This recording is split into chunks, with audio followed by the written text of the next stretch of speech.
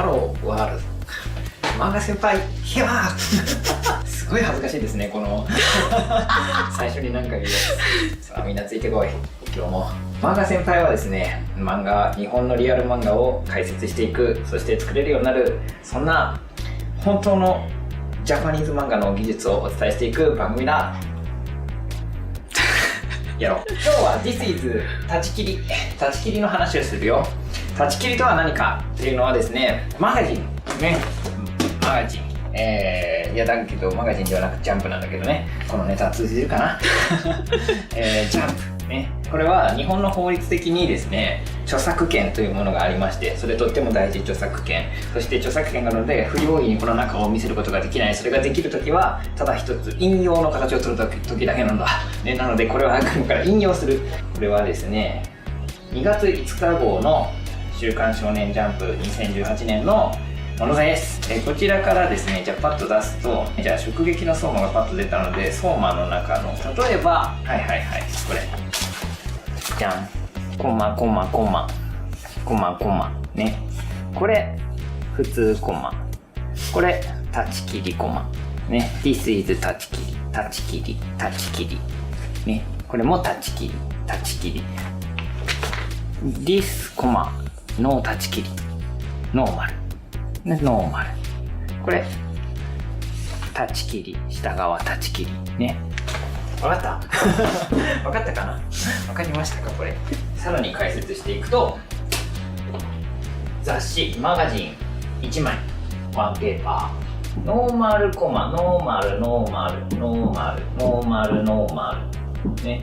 立ち切り is こうなっててね、こうでビッグサイズね。そして立ち切られる、これもノーマルね。これノーマル、こうやってこれじゃあ、これこうなると立ち切りね。立ち切りは立ち切りね。立ち切りに意味何ですかこれThe part picture cut offなるほど。 because it is outside of the printed area. おおなんて素晴らしい解説が入るんだ。 OK、 ナイスリモート。立ち切りジャパニーズミーン、これタッチ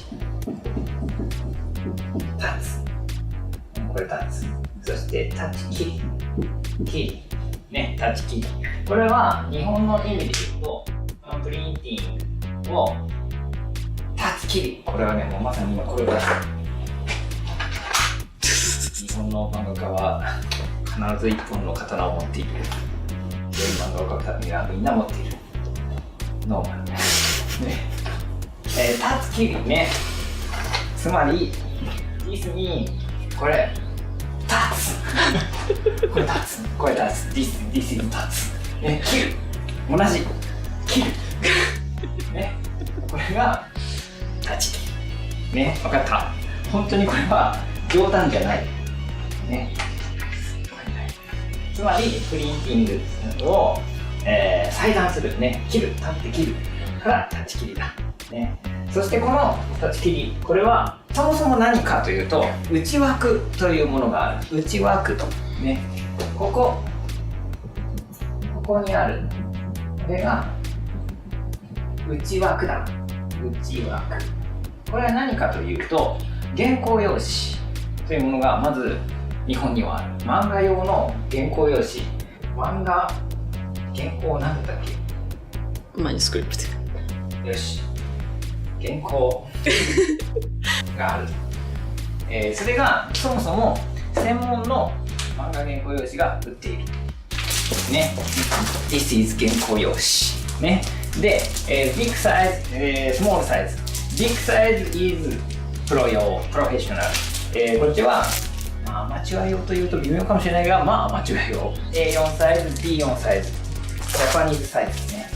これ見えるかな。内枠、外枠、カットね。